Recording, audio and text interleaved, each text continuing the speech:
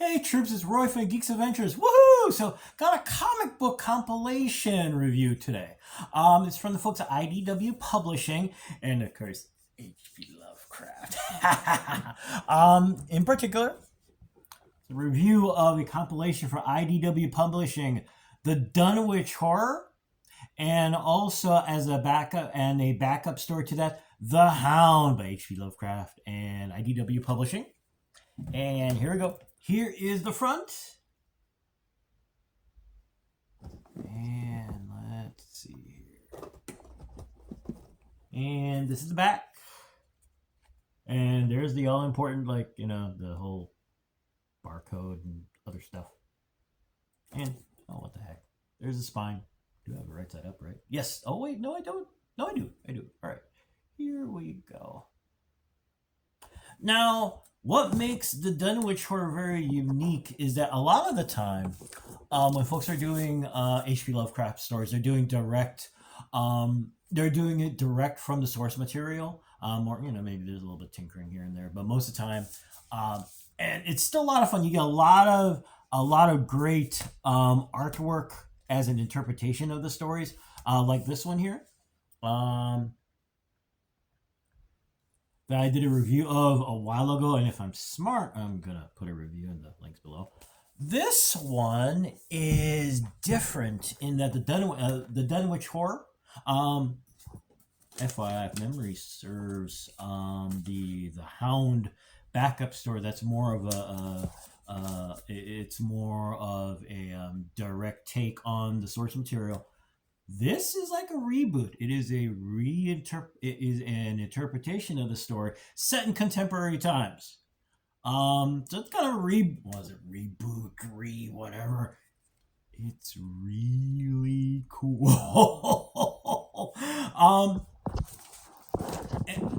and for those of you who are still kind of going through the whole Lovecraft's work.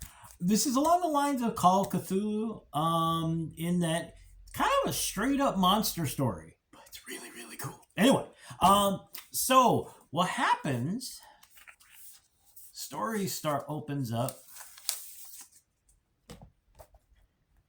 as these all start. They start badly. Guys discovered something. Guy is trying to escape something. He doesn't make it.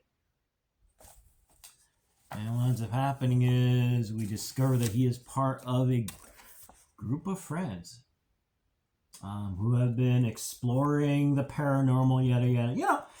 That the fun part of it that we always envision. Ooh, we're gonna go to the haunted place and check it out, and we're gonna bring all our tools and whatnot. It's gonna be fun. Except that if you're in stories, you're always wondering, so what happened to the one time when you read? And I don't mean find something like, what was that noise? Or, hey, our meter thing's going crazy. Ooh, we saw this funky looking blob in the infrared camera. No. You found something. Which is the plot of a lot of movies.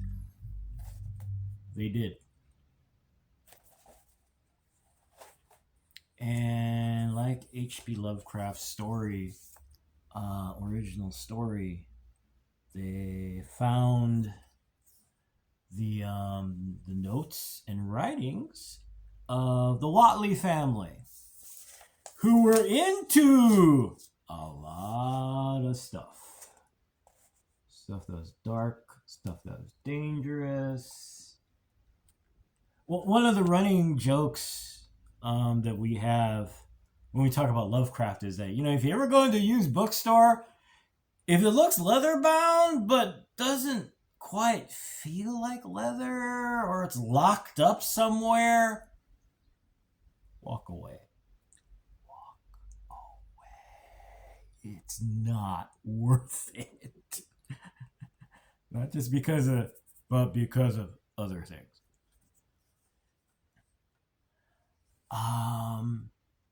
And as they dig through the notes and the information from the Whatley family, they discover that they let something out.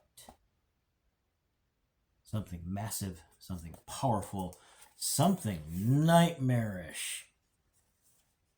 Now, it turns out as they dig through more of the notes and the information, it turns out that one of the members of the Watley family knew that, oh, heck no, we gotta stop this thing, was trying to find a way to send it back. And one of the grandfathers of this group of friends was trying to do the same thing, finding a way to send it back.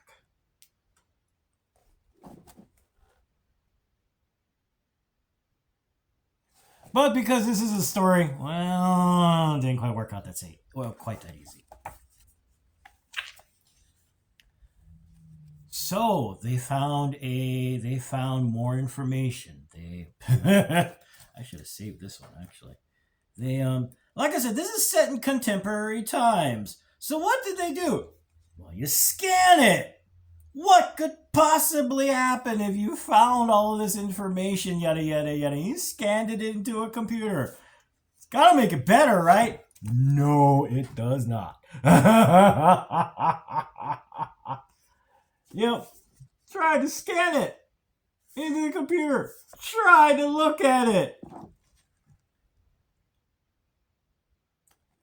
They scanned the Necronomicon onto a hard drive, and the Necronomicon went, hold my beer. Good news, they managed to still get information from it and figure out a way to try and send it back. And seal the gate and stop it. So our intrepid group goes to the Watley, because that's basically where it started, at the Watley home, this giant barn where it kind of exploded when all the spells were done and yada, yada, yada. They go back. Not that simple. Also, in the middle of all the story does have moments of gallows humor, and in the middle of all this destruction and utter chaos that's been unleashed by the Dunwich horror, this giant monster. One of the things it leaves is like this little. Oh, can we see it? Can we see it? Can we see it? Oh wait, I'm on the wrong side. There we go. There we go. There's a garden gnome there, and of course, one of the smart, snarkier members of the party goes, doesn't like garden gnomes. So in the end, this group, it's like a Scooby gang, pretty much. Let's be honest. That's kind of what it kind of becomes in a way. They're there. They have pieced together a spell, something to send it back.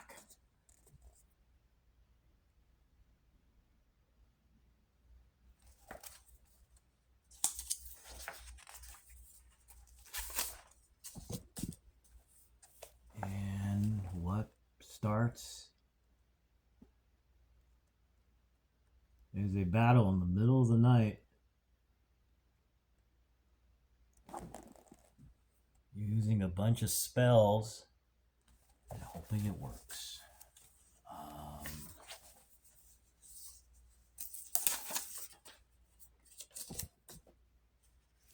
And this is what happens when you fight. One of the fun things for me for H.P. Lovecraft is that, and one of the things that is emphasized often in H.P. Lovecraft, we talk about gods and yada, yada, yada, time, long time, history.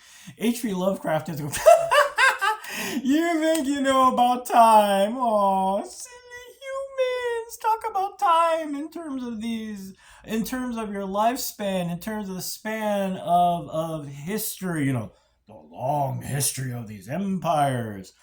And Lovecraft's work forces you to realize that time in terms of what the universe is. It kind of falls back to the whole Carl Sagan thing. Carl Sagan talking about thinking of time as a calendar. Us, are like, what is it, a couple seconds into December 31st, I think, something like that. So yeah, we don't know anything. And the story is an example of that. Trying to take on trying to take on a lot of things and hoping it's going to be enough. I meant to do this in the beginning. Sorry.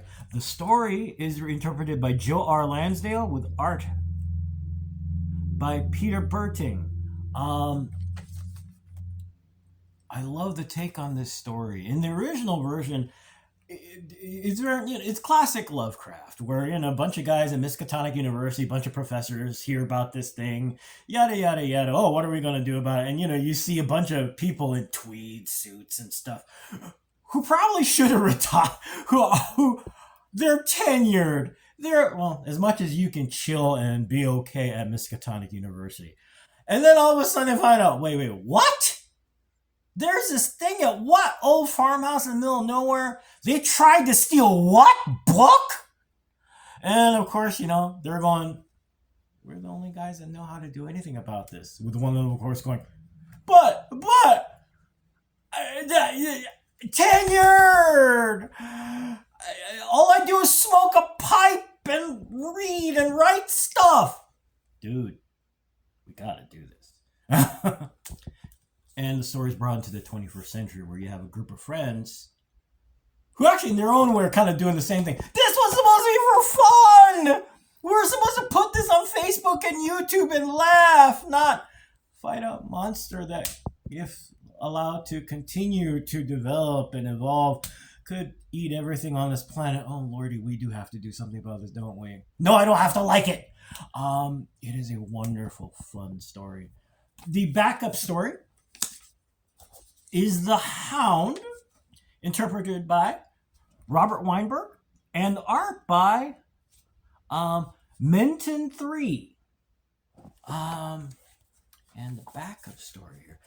The story, it's one of the fun things about Lovecraft is, hey, we did this thing. What could possibly go wrong? In the case of this story here, a couple guys, two friends got into some weird stuff because they into grave robbing. Yeah, and they're going, oh yeah, this is gonna go bad. What could possibly go wrong as you're, digging through stuff? Yada. Hey, found this pretty thing.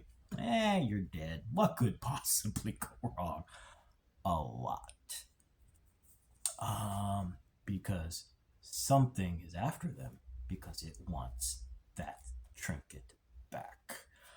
The art is beautiful. You want to talk about atmospheric?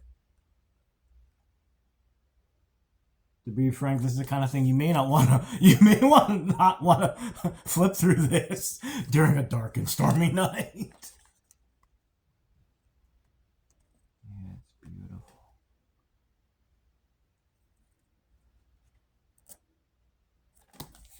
Now you're thinking also now in terms of the art to Dunwich horror. The fun part of the art in this is the art here is not the perfect, pristine work weeks that appears in a lot of comics. It is meant to look more natural. It's meant to evoke how messed up this whole situation is. And in many ways, how you just got these bunch of friends who just stepped into the bear trap and realize. And as the story evolves, the realization that we ain't coming back from this. So there you go. Wow, 15 minutes. Sorry about that. This is available through IDW Publishing. So keep your eyes open. Now, this was published. I think this was published in 2012. I think. So you may need to do a bit of hunting at your local comic. Actually, check your local comic book shop, brick and mortar store. They can take a peek to see what's out there to order this, and of course, check whatever online sources you have. It's a wonderful story. It's a wonderful take on a classic H.P. Lovecraft piece. It's a lot of fun. It is creepy as heck. Okay. So anyway, gotta go because it's a Sunday. Yada, yada, yada. So hey, you all take care. May the force be with you. May the odds be in your favor. Especially when you gotta send something back that's like Godzilla on crack and is about the size of a house. And as always, most importantly, be good to each other, okay, peeps? Peace. Bye.